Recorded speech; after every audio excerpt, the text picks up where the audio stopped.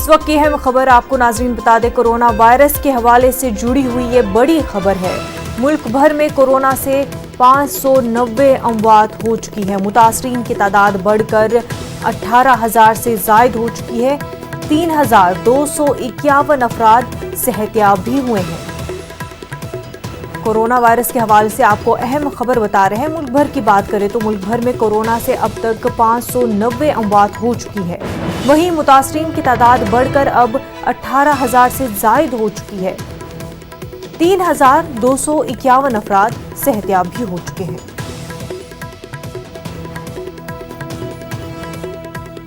Corona virus का कहर लगातार जारी है। मुल्क भर में कोरोना से 590 अमवात अभी तक हो चुकी है। मुतासरीन की तादाद बढ़कर अब 18,000 से जायद हो चुकी है। साथ ही 3,251 अफराद सेहतयाब भी हो चुके हैं। हमारे साथ हमारे नुमाइंदे रवि मिश्रा इस वक्त जुड़ चुके हैं। रवि, पूरे हिंदुस्तान की बात करें तो कोरोना को लेकर क्या कुछ अपडेट है?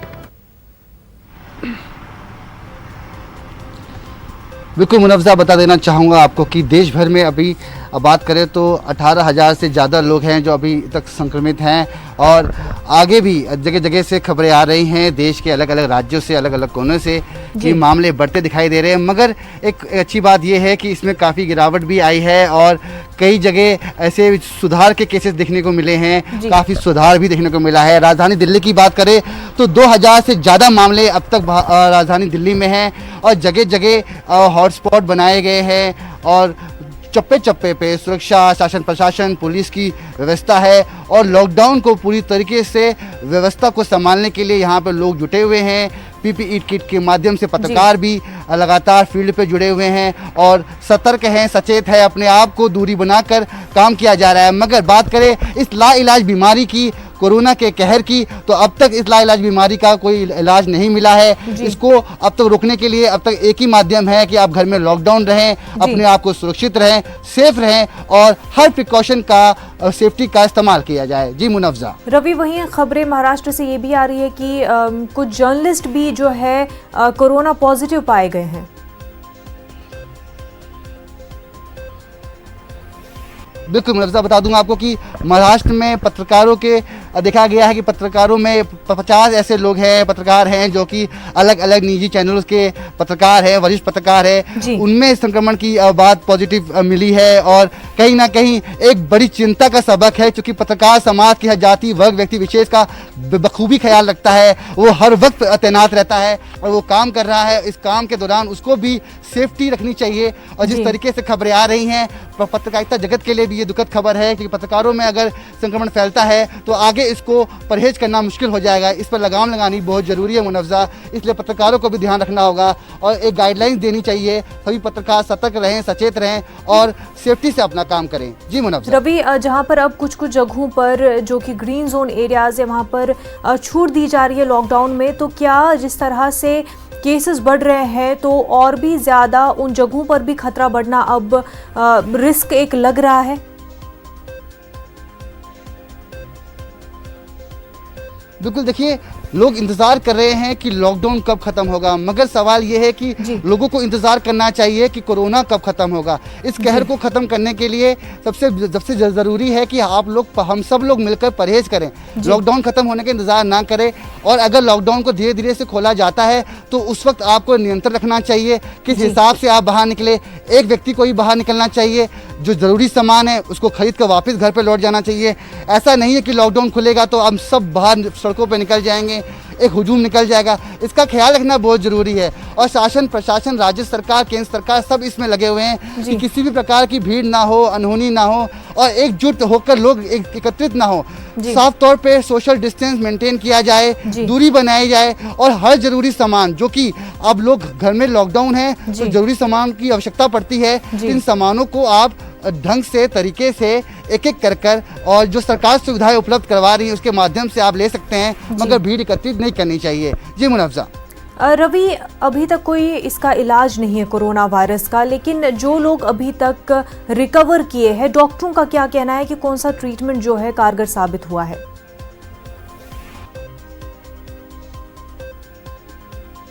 तो देखिए साफ तौर पे डॉक्टर्स ने काफ़ी हिदायत दी है। डॉक्टर्स की टीम बड़े बड़े विशेषज्ञ लगे हुए हैं और वो जानकारी उपलब्ध करवा रहे हैं। काफ़ी तरीके हैं अपने आप को कोरोना के वायरस से अपने आप को दूर रखने के लिए। और हाथ सैनिटाइज करिए, आप सुरक्षित रहें, सतर्क रहें, सेफ्टी मेंटेन करें, सोशल डिस्टेंस मेंटेन करें और भीड़ भाड़ जैसे इलाकों पे ना जाए। और डॉक्टर्स ने काफ़ी जो इम्यूनिटी बढ़ाने के लिए काफ़ी टिप्स दिए हैं कि हेल्थी फूड्स का आप इस्तेमाल करें, एक पौष्टिक आहार लें। अगर आप घर में हैं तो आप उस समय का एक अच्छा इस्तेमाल करें, हेल्थी फूड्स लें ताकि आपकी इम्यूनिटी पावर बढ़े, आपकी जो शरीर में जो बीमारी गतिरोधक क्षमता है वो बढ़ते रहे। इसलिए आपको इन फलों का और अच्छे राशन का इस्तेमाल करना चाहिए। आप दाल खाएं, दाल पिएं, सूप लें ताकि आप हेल्थी रहें। डॉक्टर्स ने साफ तौर पर हिदायत दी है कि जो लोग घर में लॉकडाउन हैं वो अपने आप को सुरक्षित रखने के लिए इन मुख्य चीज़ों का इस्तेमाल करके अपने आप को सुरक्षित और हेल्थी रख सकते हैं। जी मुनव्जा। रवि, सरकारी दफ्तरों में कुछ हद तक काम जो है बहाल किया गया है, शुरू किया गया है, किस तरह की मूवमेंट देखने को मिल रही है? कि देखिए साफ तौर पे जो जरूरी दफ्तर हैं, जो महत्वपूर्ण कार्य करने की बात करें, जैसे कि मंत्रालय हो गए हैं, मंत्रालय में अभी काम शुरू हो चुका है। तो लिमिटेड 33% कहा गया है, मगर कई जो स्टेट गवर्नमेंट है इसके लिए तैयार नहीं है। बात करें राजधानी दिल्ली की तो जो ज़रूरी सेवाएं हैं उसके लिए लोग ज़रूर अपनी मेहनत कर रहे हैं। कोरोना वॉरियर के तौर पर सड़कों पर आकर अपनी जिम्मेदारी को पूरा किया जा रहा है, मगर जो ज़रूरी सेवाएं हैं वो अभी तक पूरी चालू नहीं हो गई है। जैसे कि बात करें इलेक्ट्रीशियन की, बात करें प्लम्बर की, अगर इलेक्ट्रीशियन को आने की इजाज़त दी जाती है तो इलेक्ट्रीशियन जो सामान खरीदता है उसके लिए वो दुकान बंद है। प्लम्बर की अगर आने की इजाज़त दी जाती है तो प्लम्बर जहाँ से सामान खरीदता है वो दुकान बंद है। तो समस्याएं एक दूसरे से जुड़ी हुई हैं। इसका समाधान सोच समझ कर निकालना होगा और इसमें सरकार, प्रशासन और जो बड़े ब्यूरोक्रेट्स हैं उनको सोच समझ के जिम्मेदारी और आगे कदम उठाना होगा। जी मुनव्जा। रवि, बेहद शुक्रिया तमाम तफसीलात के लिए। गुलबर्गा से नाजरीन एक बड़ी खबर सामने आ रही है। आपको बता दें कोरोना से एक और मौत हुई है। 80 साल शख्स की मौत हुई है। कर्नाटक के वज़ीर सेहत बी श्री रामुलु की तस्दीक की है। मुतवफ़्फ़ी गुज़िश्ता 3 बरसों से पार्किंसन के मर्ज में मुब्तला थे। महलूक का कोरोना टेस्ट पॉजिटिव आया था। कर्नाटक में कोरोना से हलाकतों की मजमूई तादाद आपको बता दें 17 हो चुकी है। अहम खबर इस वक्त गुलबर्गा से आपको बता रहे हैं। कोरोना से एक और मौत हुई है गुलबर्गा में। 80 साल शख्स की मौत हुई है। कर्नाटक के वज़ीर सेहत ने इस बात की तस्दीक की है। मुतवफ़्फ़ी पहले भी एक मर्ज में मुब्तला थे, अंडरलाइन कंडीशन थी उनकी। कोरोना टेस्ट बाद में फिर पॉजिटिव आया और 80 साल शख्स की मौत हो गई है। कर्नाटक में कोरोना से हलाकतों की मजमूई तादाद 17 हुई है। हमारे साथ जवाद मीर जुड़ चुके हैं, हमारे नुमाइंदे। जवाद, क्या कुछ अपडेट? देखिए मुनव्जा, ये बड़ी दुखद खबर है कि एक गुलबर्गा में एक मौत की इस तरह से एक और मौत से गुलबर्गा में कोरोना से अमवात की तादाद 4 हो चुकी है। इससे कबल 3 अमवात हो चुके हैं। 13 तारीख को एक मौत की थी, 7 तारीख को एक मौत की थी, फिर जो मुल्क की पहली कोरोना से मौत हुई थी 10 मार्च को हुई थी। इस तरह से अमवात की तादाद 4 हो गई है।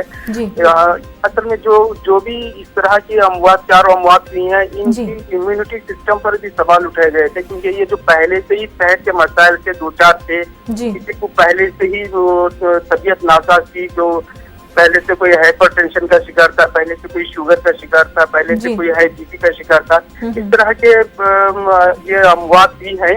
इनमें पहले से ही उनका इम्यूनिटी सिस्टम कमजोर था, उनको पहले से कुछ ना कुछ मसाइल से उलझा था। ये अब जो शख्स जिनका इंतकाल हुआ है, ये भी लर्जा, जिसे हम उर्दू में लर्जा कहते हैं, लर्जे का मर्ज का शिकार था।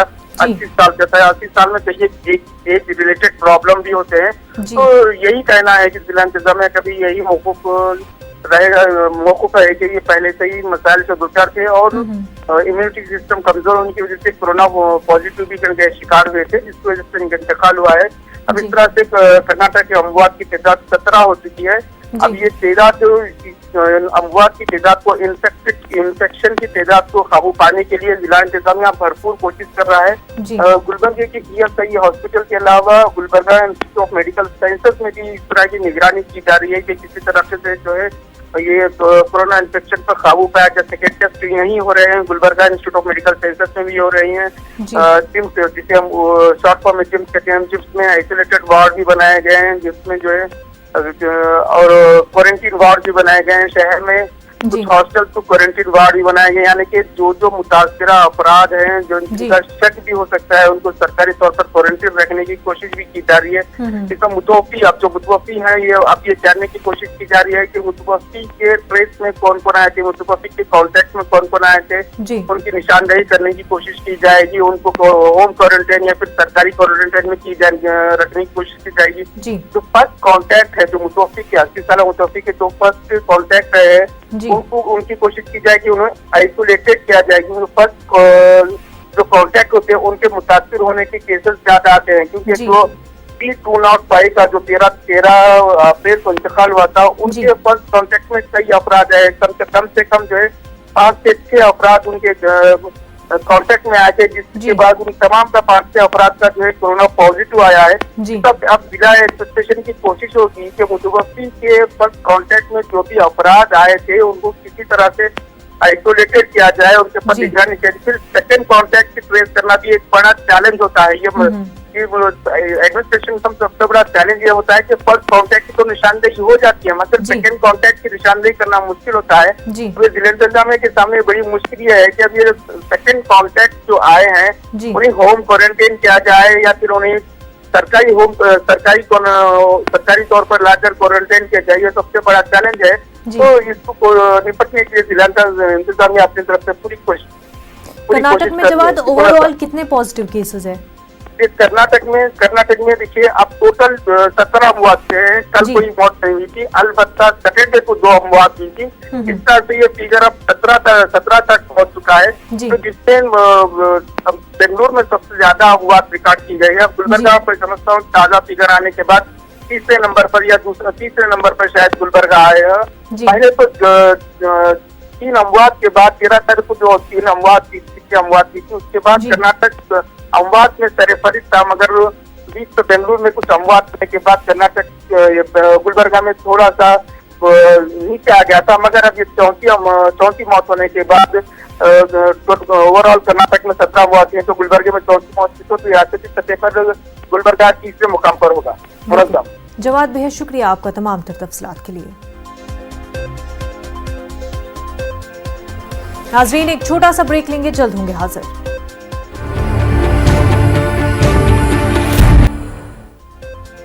ब्रेक के बाद आपका खैर मकदम है। जम्मू कश्मीर में हर आए दिन कोरोना वायरस के मरीजों की तादाद में इजाफा होता जा रहा है। यूटी में कोरोना वायरस के मरीजों की तादाद बढ़कर 368 हो गई है।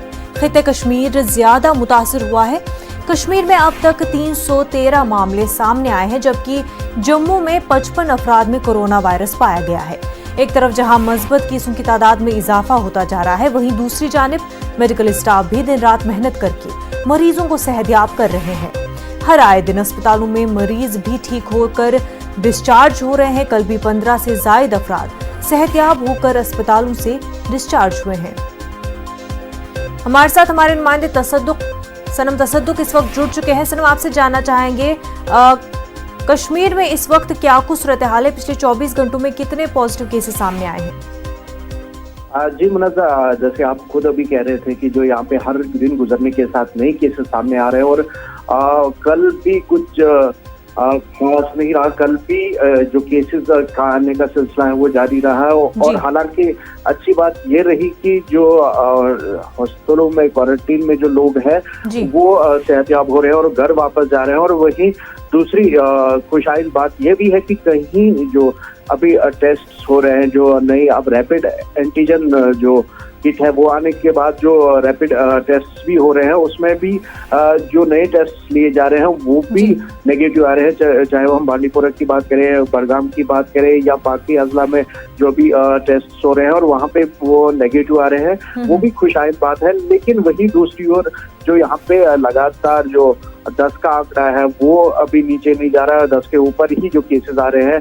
कल भी 18 केसेस नए जो रजिस्टर हुए हैं। और उसके बाद हालांकि ये कहा जा रहा है, कल हमारी कुछ जो डॉक्टर्स है उनसे भी बात हुई। उनका ये कहना है कि जो ग्राफ आने वाले दिनों में रिसीड कर सकता है, लेकिन कल जो इंतजामिया की ओर से, जो सरकार से, मरकजी सरकार से जो फैसला लिया गया था कि कल से जो सरकारी दफातर में कामकाज शुरू हो जाएगा, उसकी वजह से जैसे कल भी आपने देखा कि कई मुकामात पे गाड़ियों की लंबी कतारें देखने को मिली और कहीं जो जगहों पे जो पुलिस और सीआरपीएफ को कहीं दिक्कतों का सामना करना पड़ा, जो मूवमेंट जो सड़कों पे है उसको रिस्ट्रिक्ट करने में, और जिन सड़कों पे सन्नाटा पसरा रहा पिछले दिनों में, कल वहां पे ट्रैफिक जैम जैसा मंजर देखने को मिला। और कहीं जो मरकजी स्कीमों के तहत लोगों के बैंक खातों में पैसा जमा किया गया, उसको निकालने के लिए भी आपने देखा, चाहे बडगाम हो, चाहे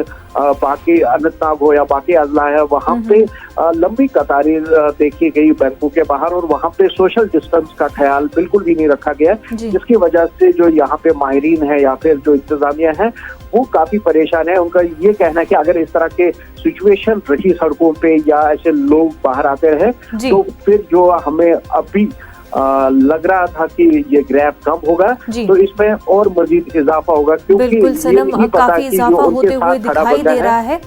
कश्मीर में भी लगातार केसेस जो है बढ़ते ही जा रहे हैं। बेहद शुक्रिया सनम तमाम तर तफसीलात के लिए। नाजरीन, एक बड़ी खबर इस वक्त उज्जैन से सामने आ रही है। आपको बता दें, नीलगंगा थाने इंचार्ज की कोरोना से मौत हो गई है। 59 साल के थाना इंचार्ज थे। इंदौर के अरविंद अस्पताल में मौत हुई है। ड्यूटी के दौरान कोरोना पॉजिटिव हुए थे। काफी बड़ी खबर उज्जैन से आपको बता रहे हैं। नीलगंगा थाना इंचार्ज कोरोना से उनकी मौत हो गई है। 59 साल के थाना इंचार्ज की कोरोना से मौत हो गई है। आपको बता दें, इंदौर के अरविंद अस्पताल में उनकी मौत हुई है। हमारे साथ हमारे नुमाइंदे मेहताब आलम इस वक्त जुड़ चुके हैं। मेहताब, क्या कुछ तफसीलात है?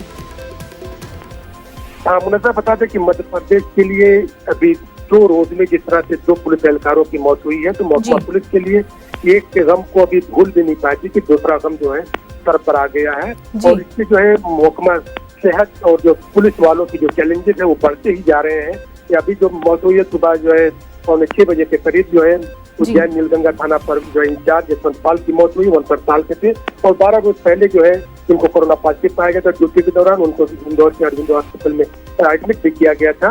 और वहीं पर हमें देख रहे हैं कि इनके कॉन्टेक्ट की हिस्ट्री जो तलाश करने शुरू कर दी गई। इस तरह से 2 रोज कबल जो है जिन्हें इंदौर के देवेंद्र चंद्रवंशी की मौत हुई थी और राजकीय सम्मान के साथ उनकी आखिरी समाज पता किया गया था, तो उनकी भी केस हिस्ट्री, क्योंकि वो भी ड्यूटी पर थे तभी उनको कोरोना पॉजिटिव हुआ था। तो इस तरह से चैलेंजेस बढ़ रहा है कि वो अगर ड्यूटी के दौरान पुलिस एहलकार जो सबसे ज्यादा मुस्तैदी के साथ वहाँ ड्यूटी को अंजाम दे रहे हैं और महकमा सेहत को लोग अंजाम दे रहे हैं, अगर ये लोग ड्यूटी के दौरान इस तरह से हो रहे हैं तो और लोगों की सेहत को कैसे जो है बचाया जा सकता है। और इनकी केस हिस्ट्री को तलाश करने की सर जो है इसकी जड़ को, इसकी रूट को जो है खत्म करने की जो है कोशिश की जा रही है। वहीं पर दूसरी बात ये पता मुनज़्ज़ा कि मध्य प्रदेश में शिवराज काबीना की 28 दिन बाद जो है तश्कील होने जा रही है। और इस काबीना में जो मिनी काबीना होगी उस मिनी काबीना में 5 वजीरों को शामिल करने का मामला है। और इस 5 वजीरों की अगर हम बात करें तो इसमें सबसे अहम चेहरा जिसने लोटस जो है ऑपरेशन लोटस में बड़ा किरदार अदा किया था, मैं बात कर रहा हूँ नरोत्तम मिश्रा की, उनको शामिल किया गया है। जो मैं बता सकता हूँ कि इसमें जो 5 चेहरे हैं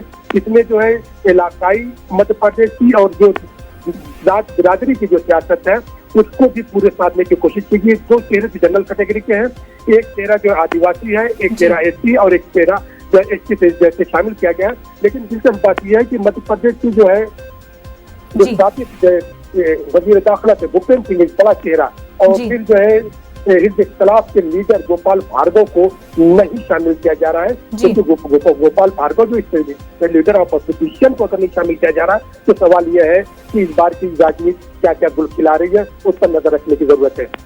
मेहताब, जो ये सिलेक्शन ऑफ लीडर से जो 5 वुज़रा गवर्नर से मिलने जा रहे हैं, इसको कैसे देखा जा रहा है? एक आदिवासी चेहरे को भी लाया गया है और इस जो सिलेक्शन ऑफ 5 वुज़राओं की हुई है इसको कैसे देखा जा रहा है? देखिए, इसमें मैं आपको एक बात बता दूं, जहाँ पर ये 5 मिनी कैबिनेट बन रही है, मिनी कैबिनेट में 5 चेहरे के मामला, 3 चेहरे बीजेपी से और 3 चेहरे बीजेपी से जो नरोत्तम मिश्रा, मीना सिंह और कमल पटेल का नाम शामिल है, जबकि सिंधिया फैमिली से तुलसी सिलावट और गोविंद सिंह राजपूत का नाम शामिल किया गया है। ये 5 चेहरे हैं, लेकिन जो है उधर कपिल सिब्बल ने और फिर जो है सीनियर एडवोकेट जो है और कांग्रेस के राज्यसभा रुकन मध्य प्रदेश के विवेक तनखा ने इसकी मुखालफत की। उन्होंने कहा कि जो है मिनी कैबिनेट भी 12 से कम की नहीं होती है, ये 5 का जो है पहली बार जो किया जा रहा है। और उन्होंने कहा इसको ये आइन की खिलाफ वर्जी है। जैसा कि मैंने बताया कि मध्य प्रदेश में जो 5 मिनी कैबिनेट युवराज साहब में 5 चेहरे शामिल किए जा रहे हैं, इसमें मध्य प्रदेश की इलाकाई सियासत को साधने की कोशिश की गई है। और इलाकाई सियासत के साथ साथ जो है जो यहाँ पर जातिगत समीकरण जो होते हैं, जो जात पात की जो सियासत होती है, उसको भी जो है साधने की कोशिश की गई है। और ये कहा जा रहा है कि जो जराये का कहना कि 3 मई के बाद काबीना की जो तश्कील और तौसीह होगी तो उसमें जो है और चेहरों को शामिल किया जाएगा। बिल्कुल मेहताब, तो मध्य प्रदेश में कोरोना के साथ साथ पॉलिटिकल एक्टिविटीज जो है वो भी शुरू हो चुकी है। मेहताब, बेहद शुक्रिया आपका। आगे बढ़ते हैं। कोरोना को लेकर कोई कंफ्यूजन ना रहे, लोगों को सही और पूरी जानकारी मिले, इसी वजह से न्यूज़ 18 ने कोरोना कंट्रोल रूम बनाया है, जहां हम लोगों के मन में उठने वाले सवाल के जवाब एक्सपर्ट और डॉक्टरों के जरिए देने की कोशिश करते हैं। इसी कड़ी के तहत आज उत्तर प्रदेश के गोरखपुर के माहिर अतफाल डॉक्टर KN द्विवेदी ने बच्चों के सवालों के जवाब दिए और उनके शक शुबहात को दूर करने की कोशिश की।